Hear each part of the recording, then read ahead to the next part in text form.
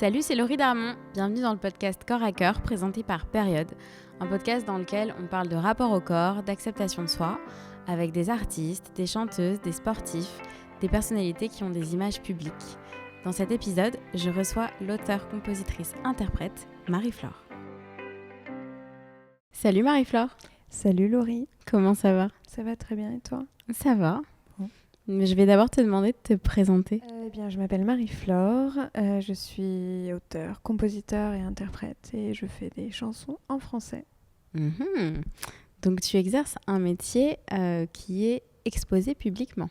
C'est exact. Dans cette mesure-là, peux-tu me dire quel est ton rapport à ton corps ? Disons que c'est vrai que c'est un métier qui est assez demandeur à ce niveau-là puisqu'on est assez exposé, qu'on nous demande beaucoup de réfléchir à l'image qu'on veut renvoyer, ce qui vient souvent, on va dire, en contradiction avec parfois ce que l'on est vraiment. Donc c'est un métier qui demande pas mal de travail sur cet aspect-là notamment. Et comment tu gères ce travail-là ? Ça dépend des jours. Pour être honnête, il y a des fois où j'ai pas forcément de problème avec mon image ou avec ce que je peux renvoyer. Par exemple, quand je suis sur scène, je me sens parfaitement dans mon élément et ça me permet d'être moi-même. Et d'ailleurs, je me pose assez peu de questions sur comment je me tiens, comment je bouge dans l'espace, comment j'habite l'espace, la scène. Et puis il y a d'autres moments, comme là tout de suite, par exemple, quand on est sous le feu des projecteurs, caméras, etc., où effectivement ça cristallise un peu plus ce souci-là. On est un petit peu plus inquiet et à la fois conscient que les choses vont être gravées et du coup on conscientise beaucoup plus ça et ça peut devenir problématique. Est-ce que déjà avant d'exercer ce métier-là, tu avais une conscience particulière de ton corps, tu vois, ou de ton image ? Disons que oui, mais après je pense que ce qui te fait toujours prendre conscience de ton corps, ce sont les regards des autres posés sur toi. Donc c'est vrai que j'ai eu, quand j'étais jeune, des réflexions, parce que j'ai grandi très très tard. Et donc c'est vrai qu'il y a toute une partie de ma jeunesse où mon corps était l'objet de blagues et de phrases pas très gentilles qu'on peut se dire en primaire, au collège, etc. Et donc là, c'est sûr que tu prends conscience d'un corps et du stade d'évolution dans lequel il est, sans vouloir vraiment en fait y être confronté, puisque je pense que quand tu es enfant ou adolescent, c'est pas forcément la première chose. En tout cas, moi, je me posais pas trop de questions, sur comment je m'habitais et surtout ce que je renvoyais. Et on m'a donc du coup souvent fait sentir que je faisais beaucoup plus jeune, que je n'étais pas aussi avancée que mes copines qui faisaient du 95D déjà, etc. Donc ça a été assez compliqué à gérer une bonne partie de mon enfance. Et puis après, les choses, on va dire, s'inversent, en tout cas, parce qu'il s'avère que cette problématique-là, entre guillemets, de paraître plus jeune, quand tu vieillis, devient une sorte d'avantage dans le monde où on évolue. Bien sûr.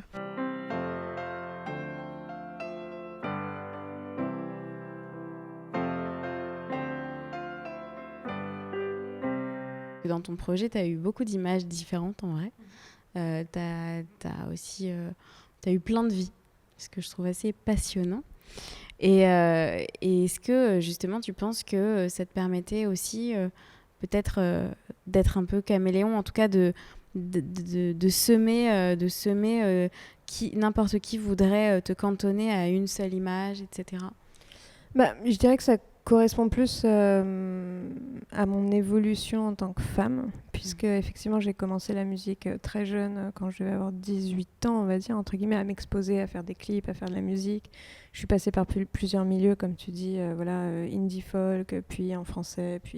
Donc c'est vrai que je suis passée par pas mal de phases et à la fois c'est vrai que ça permet de semer un petit peu entre guillemets le trouble là-dessus. Ensuite j'aime assez j'aime assez que les choses ne soient pas définies, quoi, et qu'on puisse pas trop nous cantonner à notre âge ou à notre image, tout simplement. Bien sûr. Et donc, justement, donc tu parles de l'âge. Toi et moi sommes deux femmes qui faisons de la musique et qui avons plus de 30 ans.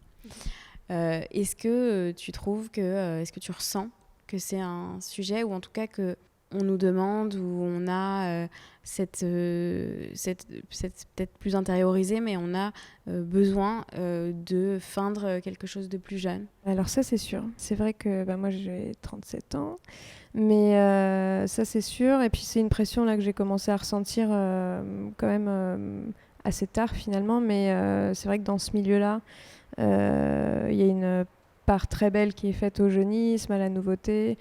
Donc, tu as déjà ce challenge musicalement, on va dire artistiquement, de toujours proposer quelque chose de nouveau.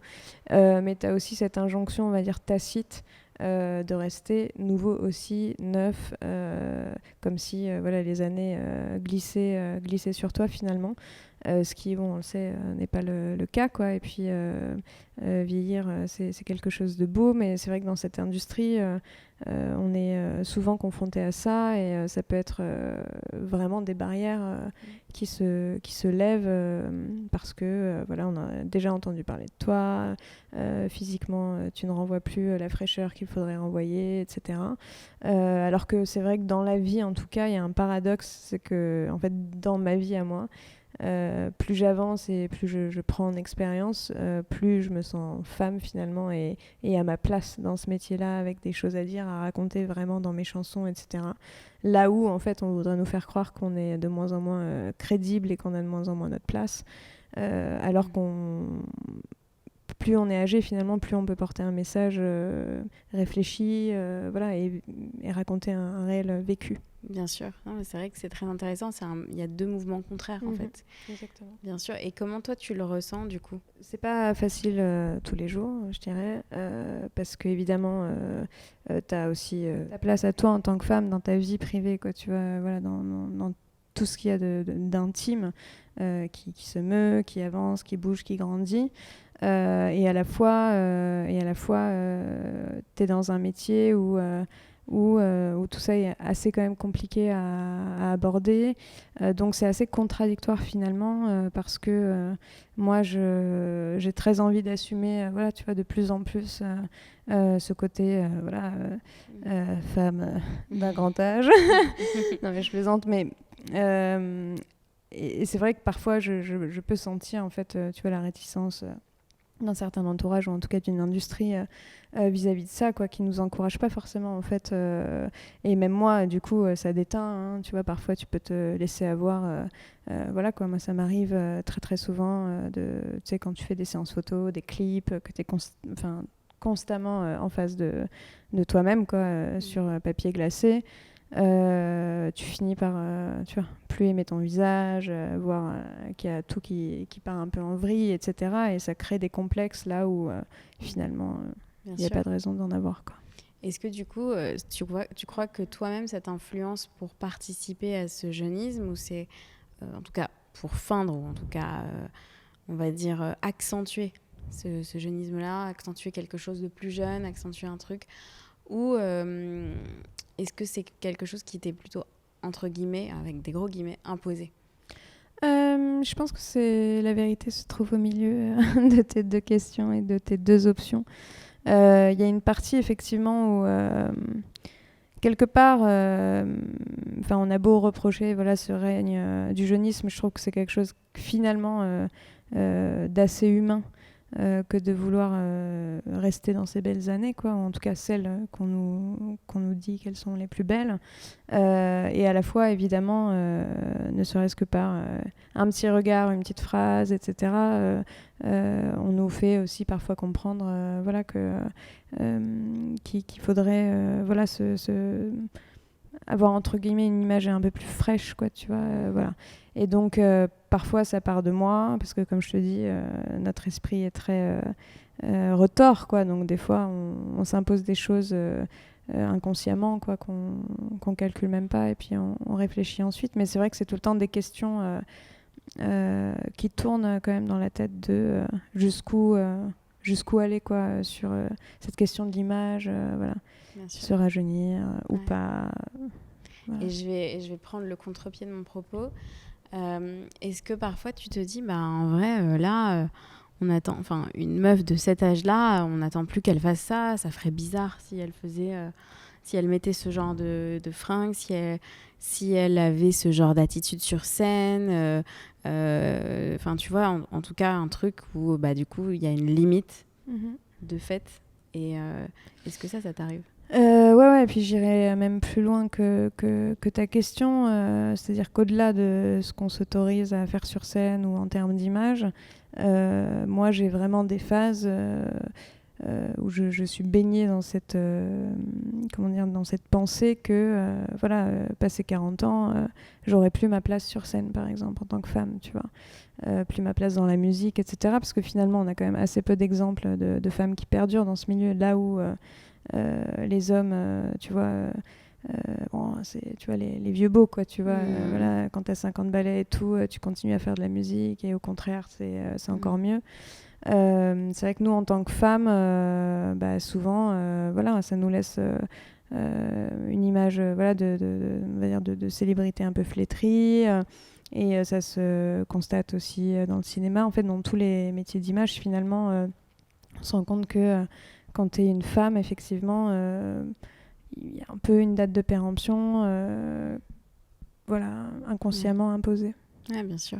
Est-ce que ça influence ta façon de mener ta carrière, ou en tout cas d'imaginer que là, si tu veux faire, je sais pas moi, un album qui bouge et tout, c'est maintenant, parce que là, dans 3 ans, tu pourras plus, tu vois.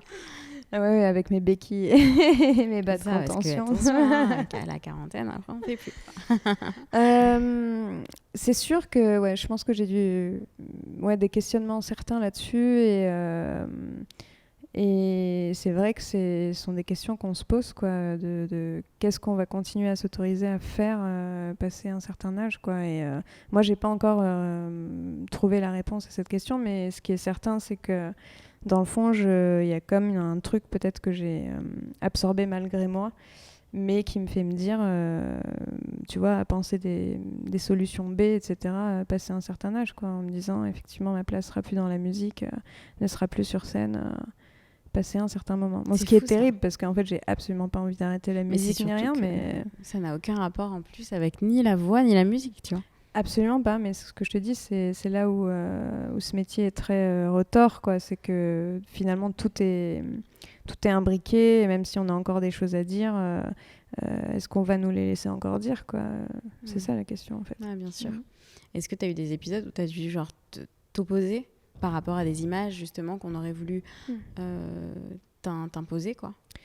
Oui, c'est sûr que il m'est arrivé plusieurs fois de devoir entendre des réflexions, ou en tout cas des volontés, tu vois, de partenaires avec lesquels je travaillais sur, ça va de la manière de se maquiller, à la manière dont tu parles, la manière dont tu t'habilles aussi, et ça c'est sûr que c'est assez déstabilisant parce que moi en plus c'est vraiment des mondes, enfin tu vois, la fringue, l'éloquence, mais en tout cas j'ai pas besoin qu'on me dise quoi dire, quoi penser, surtout certainement pas quoi penser. Et c'est vrai qu'on est dans un système, une industrie où quand même on a quand même tendance à se faire dicter un petit peu comment s'habiller, comment être, comment paraître surtout. Ouais.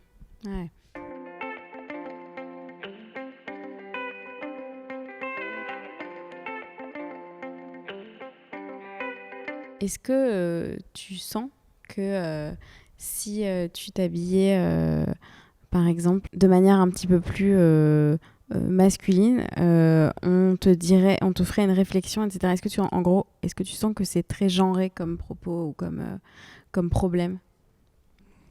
Oui, évidemment. C'était la réponse que j'attendais. Voilà, mais développe. C'est-à-dire que... Bon, après, il y a plein de manières, hein, tu vois, d'être féminine, etc. Mais c'est sûr qu'en tout cas, dans la musique, les codes, ils sont très clairs. Et donc, être féminine, c'est être sexy, être plaisante, à regarder. Et dès lors voilà, que tu te caches un peu plus ou alors que tu t'habites autrement, tout simplement, c'est vrai que c'est un argument tu vois, de vente entre guillemets en moins, quoi. Donc c'est des choses auxquelles on est confronté. Tu vois, moi j'ai plein de collègues et tout, musiciennes, voilà, qui ont pu se prendre des réflexions sur leur style et leur manière de pas être assez sexy, par exemple, quoi. Et donc bon, c'est assez bâtard en même temps parce que quand tu l'es trop, finalement, tu prends tout autant de réflexions. Donc voilà, c'est un juste milieu à trouver. Mais après, je pense que la vérité, elle est pas dans ce qu'on attend de toi, et voilà, elle est dans sois toi et les autres se taisent, quoi. Voilà.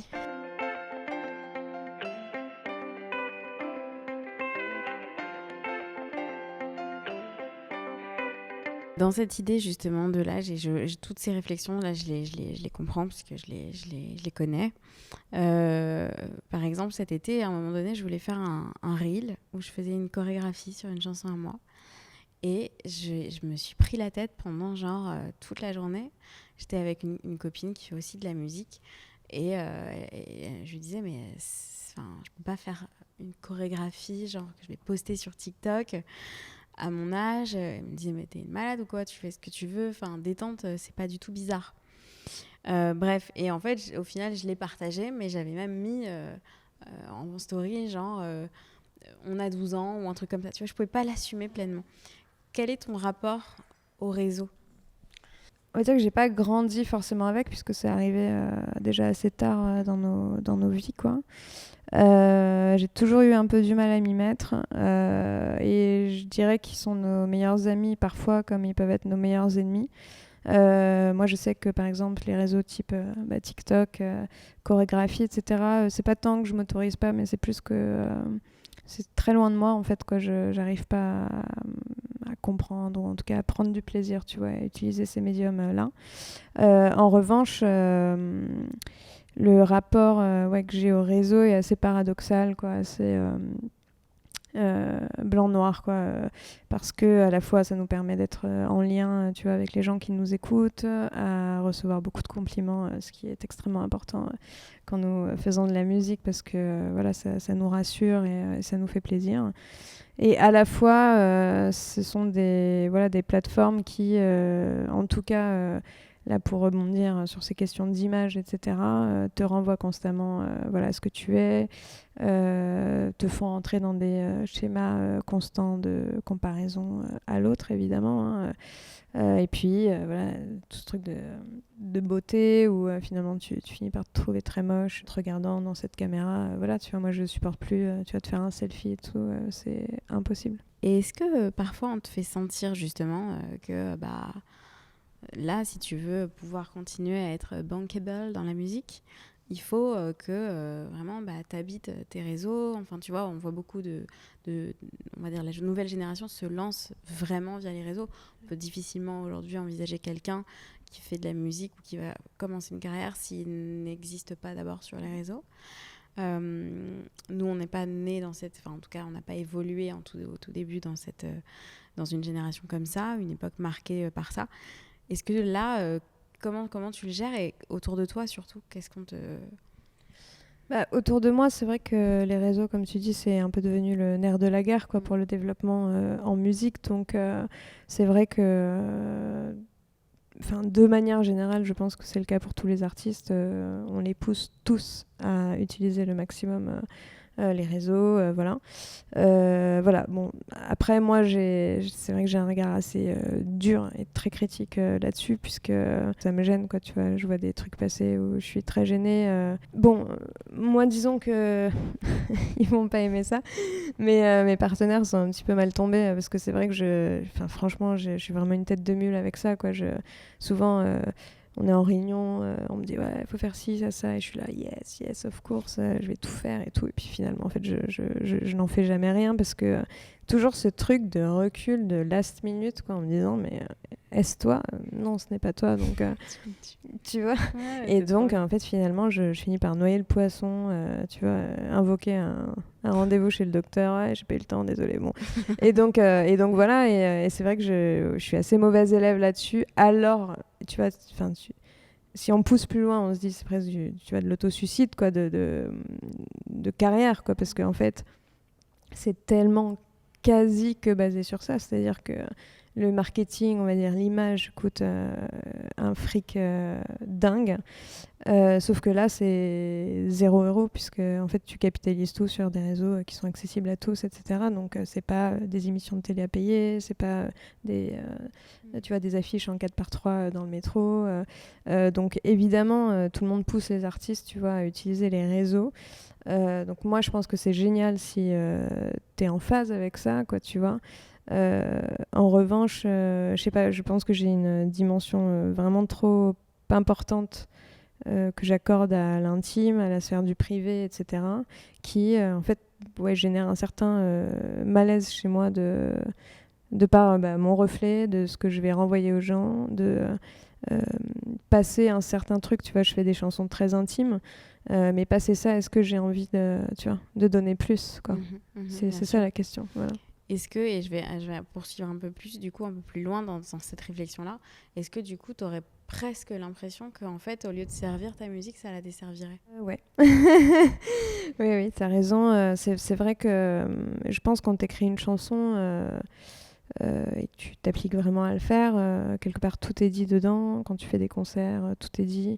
Quand tu rencontres les gens de visu après les concerts, des choses se passent, quoi, tu vois, très fort. Et quand tu accompagnes les gens en musique, tu fais déjà partie de leur vie finalement. La question, c'est que je pense de plus en plus, ils ont envie que tu fasses partie encore plus de leur vie. Mais je pense, il n'y a pas de recette vraiment, mais en tout cas, moi, j'avoue que c'est pas forcément des... Peut-être que je plaque uniquement, moi, comment je vis, parce que tu vois, j'ai des adorations pour certains artistes, etc. Mais je n'ai aucune envie de savoir où ils sont, ce qu'ils font, ce qu'ils sont, en fait, tout simplement, quoi. Au-delà de ce que je crois deviner d'eux via leur art, en fait. Et j'ai pas ce truc un peu voilà, voyeur ou quoi. Tu vois, j'ai des groupes que j'adore, qui m'est arrivé de rencontrer, genre The Cure, tu vois. Et bon, heureusement, on est devenus très amis après, mais tu vois, Roger, le claviériste, je l'ai rencontré dans un bar, quoi, voilà. Il me parlait de musique, machin, et je lui dis, ah putain, t'as l'air de t'y connaître en musique, tu vois. Et je lui dis, tu fais de la musique? Ouais. Et en fait, je savais même pas sa C'était tête, lui, pour te dire, quoi. Donc, voilà, c'est genre... mais après, c'est une manière je sais pas, de vivre sa vie, je pense aussi. Mais je pense que ça raconte aussi quelque chose de notre société qui finalement a besoin beaucoup de considérer l'existence par l'image. Aujourd'hui, je crois que si t'as pas un compte Instagram ou si t'es pas sur les réseaux, on peut difficilement t'accorder du crédit quant au fait que tu exerces un métier de représentation publique ou en tout cas, voilà. Donc ça ne peut pas exister quelque part. Et donc on va beaucoup plus s'attarder sur ça pour considérer que les choses se font, que les choses se passent, que les choses existent, que peut-être même sur la création de un, voire plusieurs albums. Tout à fait. Et à cela, tu as parfois des contre-exemples où on a fait d'une non-image une image, type Daft Punk qui porte des masques, type PNL qui n'a jamais donné une seule interview, etc. Donc voilà, mais si peu d'élus pour finalement après tout un pan voilà, l'industrie et d'artistes voilà, qui sont quelque part un peu forcés, hein, malgré eux. Je pense qu'il y en a plein qui prennent beaucoup de plaisir à le faire. Mais voilà, je pense que tu demandes à chacun, avec ou sans, tu vois. Je pense que tout le monde préférait, ou en tout cas une grande partie préférait, ouais, pas forcément être sur les réseaux, tu vois, juste faire les trucs, évidemment, plateau télé, concert, enfin, voilà, ça c'est super. Mais c'est vrai que les réseaux, c'est quand même c'est comme une sorte un petit peu d'esclavage finalement, où tu deviens, voilà, un petit peu... je sais pas quoi, il faut construire ton propre avatar, etc. Ouais, c'est ça. Bah, ce qui est sûr, c'est que tu peux même discréditer l'image que tu avais voulu renvoyer. C'est-à-dire que parfois l'image, elle est très, très taffée, très travaillée, très léchée, etc. un peu personnage, c'est sûr que si tu dois interagir tous les jours et être dans un truc, ça peut discréditer, ça peut enlever aussi du mystère, etc. De la Je rêverie. trouve que le mystère est très important quoi, dans nos métiers. En tout cas, c'est ce que je disais tout à l'heure, effectivement. Je crois que c'est ça, en fait. Tu dois prendre la lumière au moment où on te la donne, donc c'est-à-dire quand tu es sur scène, quand tu es sur disque, voilà. Et ensuite, il faut que l'imaginaire puisse fonctionner. Hein, tu vois, c'est comme en amour, finalement. Quand tu connais trop bien les gens, je suis pas sûre qu'ils t'intéressent très longtemps. C'est vrai.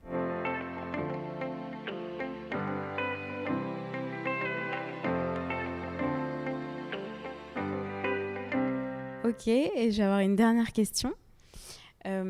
Si justement tu t'envisages dans 10 ans, voilà, quand non mais parce que je te fais part d'une question que je me pose, tu vois, justement, voilà, quand on se dit que potentiellement quand on est une meuf, y a peut-être on peut nous faire sentir que l'image a une date de péremption dans ce qu'on doit montrer, etc., et que donc c'est peut-être incompatible avec le fait de faire certains types de musique ou machin. Toi, si tu t'imagines dans 10 ans, qu'est-ce que tu lèves les yeux au ciel déjà. Ouais, parce que c'est une question à laquelle il m'est très difficile de répondre. Puisque j'ai pas mal d'envie. Enfin, moi, je me sais assez multiple et tout, quoi. Donc, la musique, c'est pas une fin en soi pour moi. Et après, évidemment, j'espère en faire le plus longtemps possible. Et on verra justement comment mon positionnement vis-à-vis de cet âge qui passe évolue. Puisque finalement, tu vois, je te dis ça, oui, à 40 ans, je me vois pas faire de la scène encore, etc. Bon, finalement, c'est quand même dans très peu de temps.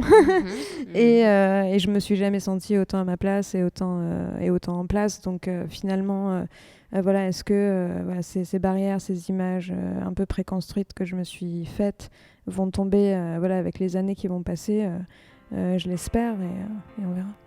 Ouais. En tout cas, de ce que je vois de toi, dans ce que tu dis là, juste dans ce que tu dis, il y a vraiment une lutte, mais qui est entre toi et toi-même. Parce qu'il y a vraiment un truc de... je m'accepte pas, toujours comme si je vois les défauts, les trucs, mais en même temps quelque chose qui s'impose fortement, tu vois, qui émane, qu'on appelle une personnalité, artistique aussi, et qui est là, et qui est plus là que jamais. Donc... il faut que tu ouvres la porte à cette personnalité. Je vais lui ouvrir la porte. Voilà. C'était trop bien. Merci pour l'invitation. Avec plaisir. Et puis ce corps à cœur, viens, on le chante ensemble.